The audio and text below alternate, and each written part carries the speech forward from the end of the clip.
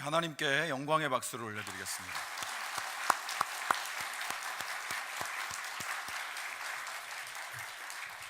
제가 아주 중요한 광고를 하나 빠뜨렸더라고요. 오늘이 이제 어버이 주일이어서 연전도회에서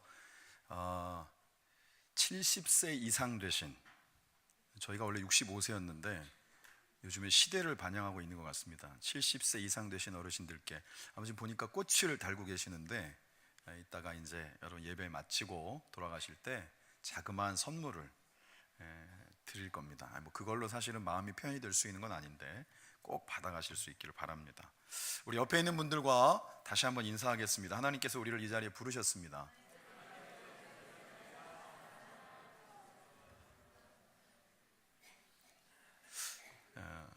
사실 다른 모든 주일이 마찬가지입니다만은 이 강단에 서서 말씀을 전할 때마다 정말 내가 이 말씀을 전할 수 있나? 이런 생각들을 할 때가 참 많이 있습니다. 왜냐하면 저라고 하는 사람의 스스로를 이렇게 잘 비추어 보았을 때 하나님의 말씀의 기준들이 나의 삶의 진짜 기준이 되어지고 있는가를 아마도 제일 많이 고민을 하고 있는 사람 중에 한 사람이 아닐까, 이런 생각을 합니다. 그럼에도 하나님의 뜻이기 때문에 그 말씀을 나누는 것에 있어서 인간적인 생각을 빼고 하나님의 말씀의 뜻, 그 본심, 그 본의에 대한 부분들만 전달하려고 애를 많이 쓰는데, 사실 오늘처럼 이 어버이 주일이 되면 이 강단에 서는 게 마음이 참 무겁습니다. 저는 86세 되신 저희 어머니와 더불어 50년째 한 집에서 살고 있습니다. 물론 군대를 포함해서 제가 선교 나갔던 시간들은 빼야 되겠지만 그만큼 오랜 시간들을 같이 살고 있습니다. 그런데 누구 앞에서 어머니를 모시고 있다라고 감히 얘기를 못 하겠습니다. 모시고 있는 건 저희 집사람이 모시고 있고 저는 그냥 동거인으로 같이 살아가고 있을 뿐입니다. 이번 주간에 어떤 집사님이 저한테 카톡을 보내주셨는데, 옛날에 저도 그 방송 본 적이 있는데 그 방송의 한 자락을 캡처해가지고 올린 그런 글이었습니다. 아마 여러분도 보신 적이 있을 텐데 그런 얘기죠. 나이가 지긋하신 어머니하고 아들하고 앉아가지고, 옛날 집들은 그렇게 많이 돼 있으니까 아무튼 그 바깥이 훤히 뚫려 있는 곳에서 이렇게 같이 앉아가고 나무 위에 앉아 있는 까치를 보면서 얘기를 한 거죠. 어머니가 요즘 이제 약간 깜빡깜빡 하시기도 하고 치매는 아니신데 그래도 자꾸 뭔가 이렇게 생각들이 가물가물하고 하시니까 물어보는 겁니다. 얘야, 저기 나무 위에 있는 게 뭐냐? 어머니, 까치예요. 그래서 조금 지나고 났더니 어머니가 또 웃으면서 물어보시죠. 얘야, 저기 나무 위에 앉아 있는 생물이 뭐냐? 어머니, 조금 전에 제가 까치라고 얘기했잖아요. 그리고 또 좀 시간이 지났습니다. 아범아, 저기 날개 달린 저 생물이 뭐냐?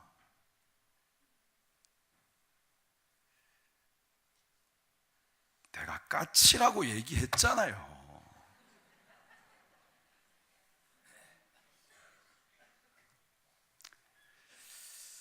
어느 날 어머니의, 왜 어르신들은 뭘 잘 안 버리시니까 어머니의 방을 정리하던 중에 옛날에 어머니가 그래도 쓰셨던 일기장이 나왔습니다.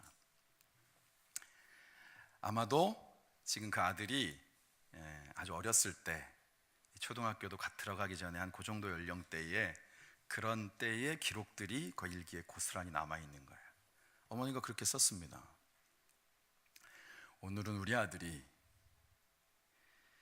나한테 나무에 앉아있는 까치를 바라보며 엄마 저게 뭐예요? 라고 물어보았다. 무려 23번이나 물어보았다. 얼마나 기뻤는지 모른다. 좀 오래전이긴 하지만 아마 이런 글의 내용들을 여러분들이 접해 보신 적이 있을 겁니다. 근데 저는 그 글을 감동, 그 다음에 뭔가 마음의 울컥함, 이런 걸로 볼 수가 없었습니다. 그냥 제 모습 그대로를 보여주고 있었기 때문에 뭔가 이렇게 마음속에 어떤 평을 담을 수가 없는 것들이었어요. 감동도 사치인 것 같고.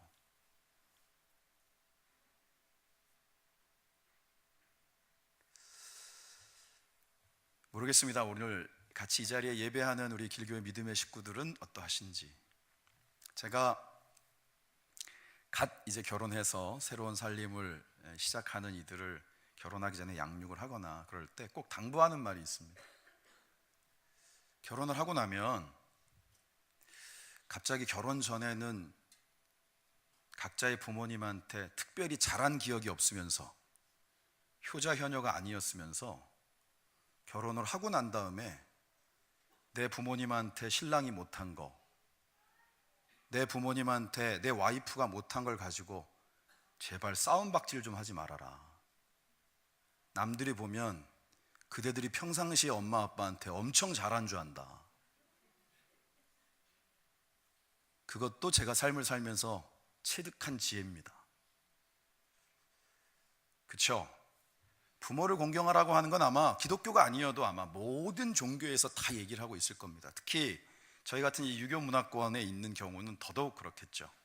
그래서 아직 예수를 영접하지 못한 어떤 어르신이 임종 직전에 목사님이 가서 이렇게 얘기를 하고 하는데, 연세가 드셨고 본인 또 고집이 선명하게 있으시니까 이제 임종이 얼마 안 남았음에도 불구하고 그런 얘기 하는 거예요. 꼭 예수를 믿으셔야 됩니다. 그리고 꼭 천국 가셔야 됩니다 라고 얘기하는데도 인생 사는 게 뭐 그렇게 쉽나요? 세상 살면서 부모님 공경하고 그리고 남한테 나쁜 일 하지 않고 그렇게 살다 보면 어떻게 되겠죠? 우리가 얘기하는 부모에 대한 공경이라고 하는 것은 매번 이 5월 한 요때쯤 되면 항상 우리 가운데에서 되뇌어지거나 남들과 비추어서 그래도 기본은 해야 되겠다라는 생각을 우리 가운데 본능적으로 갖게 하는 이벤트와 같을 때가 참 많습니다. 그리고 그 한 자락에는 신앙적인 말씀을 통하여서 우리에게 주시는 하나님의 기준이라기보다 우리의 윤리적인 기준들이 앞설 때가 참 많이 있습니다. 여러분, 윤리는 시대에 따라서 많이 변합니다. 여러분들이 그런 거를 보신 적이 있겠지만 정말 효자라고 소문나서 그 집을 찾아가 봤더니 어머니가 아들의 발을 씻겨주고 있었다. 이런 말도 안 되는, 한참 옛날 얘기잖아요. 효자라고 찾아갔더니 이 잡것이 세상에 어머니한테, 허리도 꼬부러진 어머니한테 발을 씻겨달라 그러고 있더라. 뭔 놈의 효자냐. 그런데 내막은 그랬죠. 어머니가 연세가 드셔서 자기가 점점 뭔가를 할 수 있다라고 여겨지는 게 적어지니까 뭐라도 좀 움직이시고 싶어하고 하고 싶어 하시면 좀 할 수 있게 해드리는 게 제가 할 수 있는 최선의 효도라고 생각을 했다. 그런데 그 짧은 일화에도 우리가 알 수 있는 것처럼 우리는 우리의 눈과 기준 속에서 부모를 향하여 공경하고 효를 얘기하는 것이지 그것이 그 이상을 넘어서지 못하고 있다는 겁니다. 오늘 우리에게 주시는 말씀에 사실은 아내와 남편에 대해서, 부모와 자녀에 대해서, 종과 상전에 대해서 그때 당시에 어떤 인간적인 관계에 대한 룰에 대한 부분들을 말씀 속에 기록하고 있는 것은 우리가 읽은 바로 다음 18절부터 나와 있습니다. 그런데 왜 이 앞에 있는 17절까지의 말씀만 먼저 읽었느냐? 그것은 성경이 우리에게 말씀하고 있는 것은 어떤 윤리적인 기준들을 말씀하고 있는 게 아니라 하나님의 기준들을 통하여서 우리의 삶 가운데 다른 그 어떤 것이 아니라 사람과 사람 사이의 관계를 맺는 것에 있어서 하나님이 가지고 계시는 기준을 우리 가운데, 그 원리를 말씀하고 계시다는 겁니다. 그러니까 내 기준이 아니고 하나님의 기준으로 사람과 사람 사이의 관계, 부모와 자식, 아내와 남편, 그리고 우리의 일상생활 속에서 요즘 흔히들 얘기하는 갑과 을의 관계들을 어떻게 가져야 될 것인가에 대한 부분들을 말씀을 통하여서 알려주고 있는 거예요. 그런데 오늘 말씀 속에 보면 17절까지 읽었습니다마는 14절의 말씀에 이렇게 나와 있습니다. 이 모든 것 위에 사랑을 더하라. 이는 온전하게 매는 띠니라. 그리고 그 앞에 말씀에는 피차 서로 용서하되 주께서 너희를 용서하신 것 같이 하라. 그러니까 모든 기준은 예수 그리스도가 이 땅 가운데 오셔서 우리에게 보여주셨던 그 삶의 기준, 또 그분이 이 땅 가운데 오셔서 왜 그렇게 사셔야만 했는가에 대한 그분의 그 본의가 바탕이 되어서 우리의 삶의 관계에 있어서 기준들을 맺어가는 것이지 윤리적으로 효도해야 되니까 라고 하는 것이 성경이 말씀하고 있는 기준이 아니라는 거예요. 그러면서 오늘 우리에게 주시는 말씀이 뭐냐 하면 17절 또 무엇을 하든지 말에나 일에나 다 주 예수의 이름으로 하고 그를 힘입어 하나님 아버지께 감사하라. 모든 인간관계 속에는 그저 평범한 사람과 사람 사이의 관계가 아니라 그 속에 하나님의 섭리와 뜻이 그 관계들을 이루어가는 것에 있어서 그리스도를 통해서 우리에게 보여주신 하나님의 뜻이 있다라고 하는 걸 말씀하는 거예요. 우리가 읽은 부분은 아닙니다만 23절에 그 내용을 보다 더 선명하게 말씀하고 있습니다. 23절 한번 같이 읽어볼까요? 시작. 무슨 일을 하든지 마음을 다하여 주께 하듯 하고 사람에게 하듯 하지 말라. 아멘. 무슨 일을 하든지, 어떤 인간관계를 갖든지, 누구와 더불어 만남을 갖든지 그것을 주께 하듯 하라. 그 대상이 그냥 단순하게 하나님이 내 가운데 보이지 않기 때문에 하나님 따로, 그리고 우리의 삶 속에 일상 속에 만나는 사람들 따로가 아니라 그 속에서 하나님을 발견할 수 있는 관계를 우리에게 말씀하고 계신 거예요. 그래서 인간관계에 대한 나의 태도는 결국 내가 신앙생활을 하는 것에 있어서 하나님에 대한 나의 태도를 보여주는 것이다라는 겁니다. 세상에서의 사랑이라고 하는 건 대부분 이기적입니다. 부모와 자녀의 사랑, 우리가 어렵지 않게 요즘은 인터넷 뉴스나 기타 등등의 내용들을 통해서 보지만 그 천륜이 어그러지는 일들을 수도 없이 볼 수밖에 없는 것은 그것이 우리 속에 단지 윤리적인 기준에 머무르고 있기 때문입니다. 어떤 강제성을 가지고 있는 것이 아니라 우리 가운데 그것들이 선택사항이 되어지고 있기 때문에 모든 선택은 사람이 가지고 있는 본성상 이기적인 거예요. 부모가 자녀를 향한 사랑이 일방적이고 무조건적이다, 물론 그렇기도 합니다. 그러나 다 그렇지는 또 않습니다. 바램도 있고, 그리고 드러내시고 싶은 것도 있고. 그러면 자녀가 부모를 향한 사랑은 어떠한가? 항상 순진하고 부모님만 바라보고 있지 않습니다. 부모를 통해서도 그 관계 속에 내 가운데 이득이 될 수 있는가 없는가라고 하는 것들을 따져보는 시대를 살고 있다는 거예요. 그러니까 우리가 천륜으로 맺어진 이 관계조차도 이러한 것들이 어그러지고 우리가 갖고 있는 일반적인 기준들이 이제는 무색해지는 시대를 살아가고 있는데, 다른 사랑이야 오죽하겠습니까? 남녀 간의 사랑, 죽고 못 살아서 결혼한 사람들 중에도 이혼합니다. 모든 반대를 물리치고 이 사람 아니면 안 된다고 그렇게 목 놓아 외쳤던 관계들도 이혼을 합니다. 세상에서의 사랑이 이기적이 되어진 것은 너무 오래됐어요. 그래서 오늘 우리 가운데 성경이 말씀하고 있는 것은 하나님이 우리를 향한 사랑을 온전하게 아는 자가, 성경이 말씀하고 있는 진짜 사랑, 하나님이 오늘 사람과 사람 사이의 관계가 하나님을 대하는 우리의 태도라고 말씀하시는 것처럼 온전한 사랑을 감히 꿈꿔볼 수 있는 자가 된다라고 말씀하는 거예요. 하나님의 사랑은 어떠합니까? 예수님을 주셨잖아요. 한마디로 말하면 다 주신 겁니다. 그것도 그냥 주시지 않았습니다. 세상 가운데 와서 사람들이 이 땅 가운데서 메시아를 외치고 호산나를 외치며 연호했던 이들을 통하여서 저주가 퍼부어지고 조롱과 멸시 가운데 십자가에 못 박히는 가장 아픈 모습에, 가장 참담한 모습에 그런 십자가의 죽으심이라고 하는 선택들이 바로 하나님이 우리를 향한 사랑의 결정판이라는 거예요. 그래서 우리에게 말씀하시는 겁니다. 너희들이 누구와 더불어 관계를 맺든 죽게 하듯 하라. 우리가 그 사랑을 받은 것이 확실하다면 그 사랑을 또한 받은 자답게 나눌 수 있는 자로 살도록 우리에게 강권하고 계신 줄 믿습니다.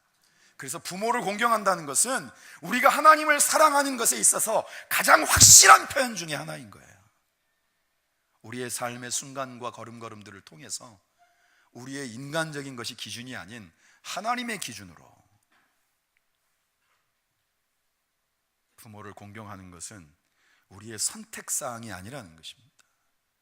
거기에 하나님의 뜻이 있고 그 부모를 섬기고 우리가 할 수 있는 부분들이 너무 부족하고 연약함에도 불구하고 기준이 선명하니까 그만 못한 나의 모습들을 스스로 다시 하나님의 말씀과 그 기준 앞에 쳐서 복종시킬 수 있는 그 출발이 오늘 이 예배 가운데 우리 가운데 있기를 소망합니다.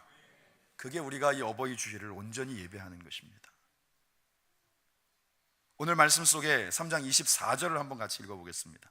시작. 이는 기업의 상을 주께 받을 줄 아나니 너희는 주 그리스도를 섬기느니라. 아멘. 이러한 사랑의 섬김을 주님은 너무 기뻐하십니다. 그러니까 사람에게 하듯 하는 것들이 결국은 우리의 신앙생활을 보여줄 수 있는 하나의 표징이 되는 거예요.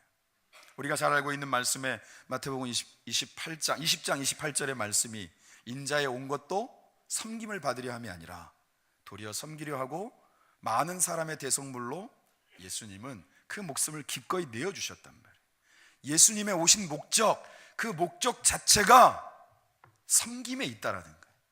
영적인 구원과 육신적인 질병과 모든 억압의 권세로부터 우리를 해방시키시고자 하는 뜻이 예수님의 섬김 속에 다 담겨 있다는 거예요. 예수님의 섬김은 영과 육 모든 묶여있던 것들과 그리고 인간적인 굴레 가운데서 자유케 하시는 놀라운 은혜의 역사가 바로 그분을 통해서 우리 가운데 이루어지는 줄 믿습니다. 예배한다라고 하는 건 그런 자유함을 경험하는 거예요. 이제는 우리가 부모를 향한 마음이 누군가에게 보여주기 위한 설정이 아니라 하나님의 뜻 가운데 순종하기 위한 우리의 삶의 또 다른 예배의 모습이, 우리가 하나님 앞에 드리는 또 다른 헌신의 모습이 되어질 수 있기를 주님의 이름으로 축원합니다. 하나님은 그것을 기뻐하시는 거예요. 주님은 그것을 가슴 벅차 하시는 거예요. 우리의 그러한 모습이 예수님을 웃음짓게 하신다는 거죠. 3장 25절 한번 같이 읽어보겠습니다. 시작. 불의를 행하는 자는 불의를 보응을 받으리니 주는 사람을 외모로 취하심이 없느니라. 아멘.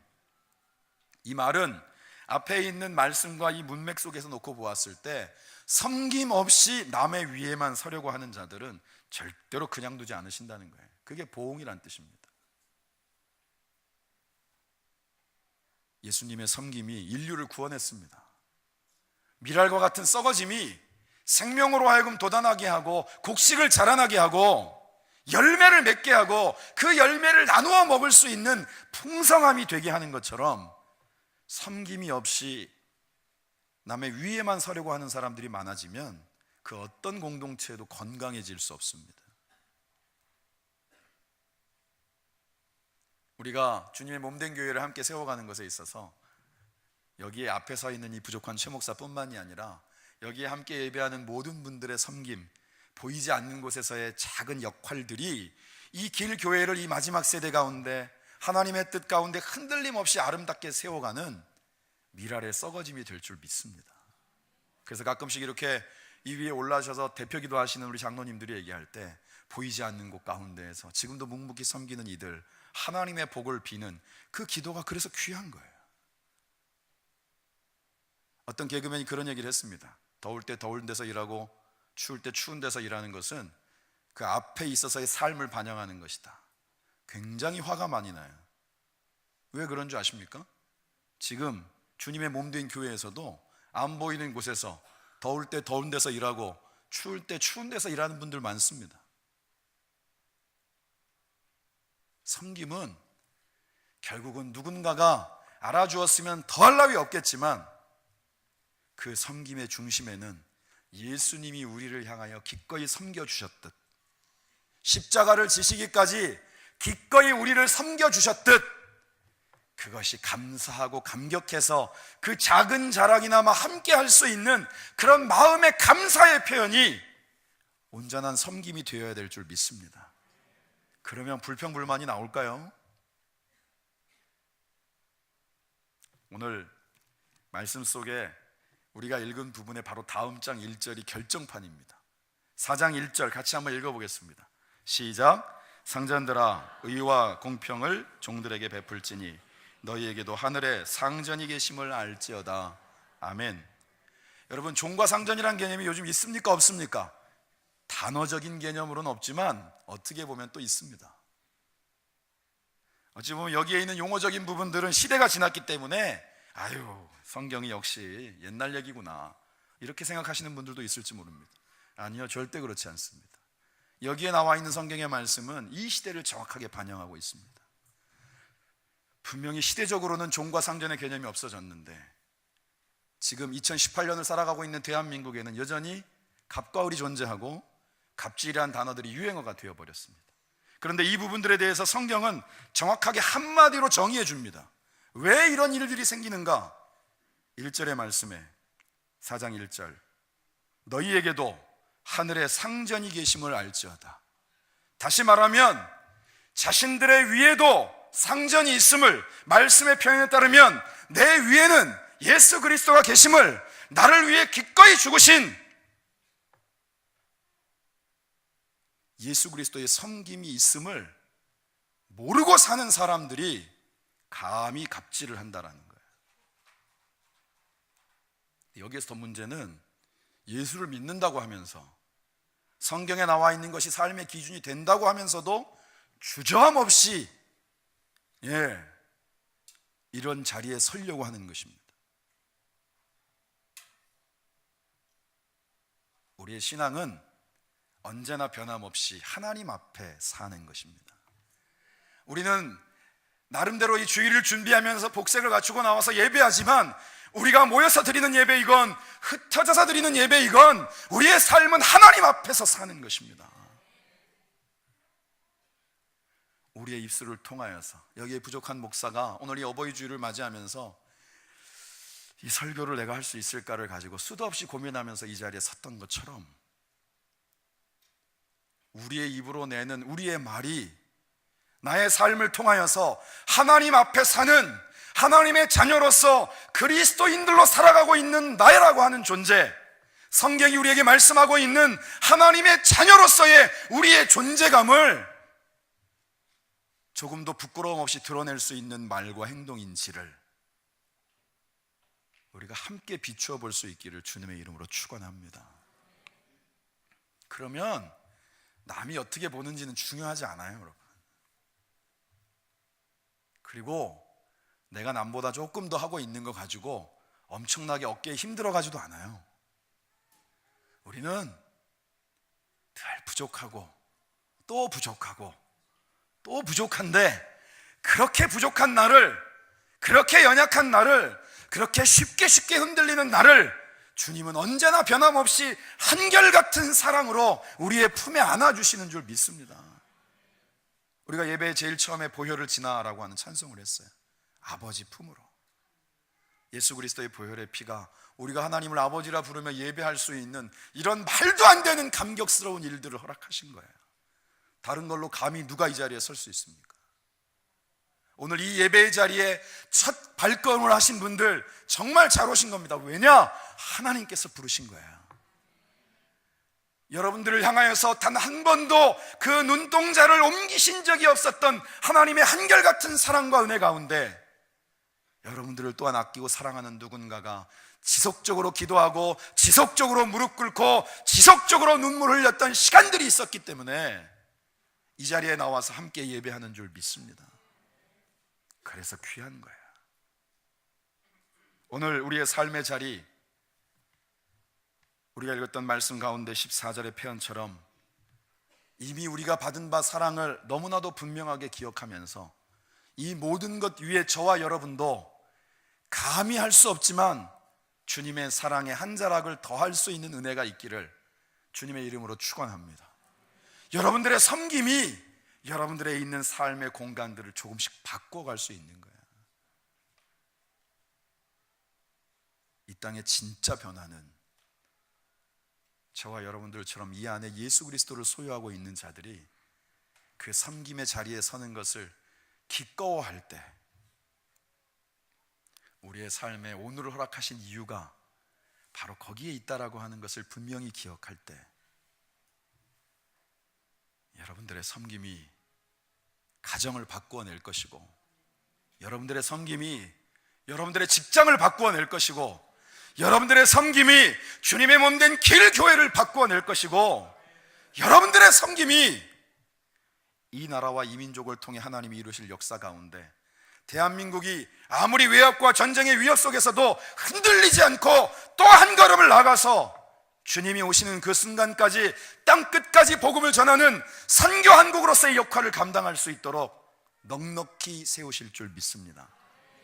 오늘 이 어버이 주일, 그러한 섬김의 출발이 우리의 삶의 예배에서 이루어지는 귀하고 복된 시간들이 되어지시기를 다시 한번 주님의 이름으로 축원합니다. 기도하겠습니다. 하나님, 참 감사합니다. 날마다 우리의 삶이 하나님의 은혜이고 나의 나된 것이 우리의 마음 가운데 조금도 꺼리낌 없이 하나님의 허락하신 선물인 것을 기억하며 이제는 우리가 또한 그 작은 섬김의 자리에 설 수 있기를 원합니다. 부모를 향한, 자녀를 향한, 형제를 향한, 자매를 향한, 함께한 이웃과 동료들을 향한 예수님이 죽기까지 우리를 섬기셨듯 우리의 작은 섬김이 나를 변화시키고 내가 속해 있는 공동체를 변화시키는 귀한 출발이 되게 하옵소서. 우리의 가정 가운데 어둠의 역사를 거두어 주시고 우리의 삶의 모든 자락 가운데 우리가 영적 싸움에서 결코 물러서지 아니하고 말씀의 기준으로 다시 한번 우뚝 서서 그 한 걸음을 힘있게 내디딜 수 있는 귀한 출발이 되게 하옵소서. 감사와 영광과 찬송을 주님께 돌리며 예수님의 거룩하신 이름으로 기도드립니다. 아멘.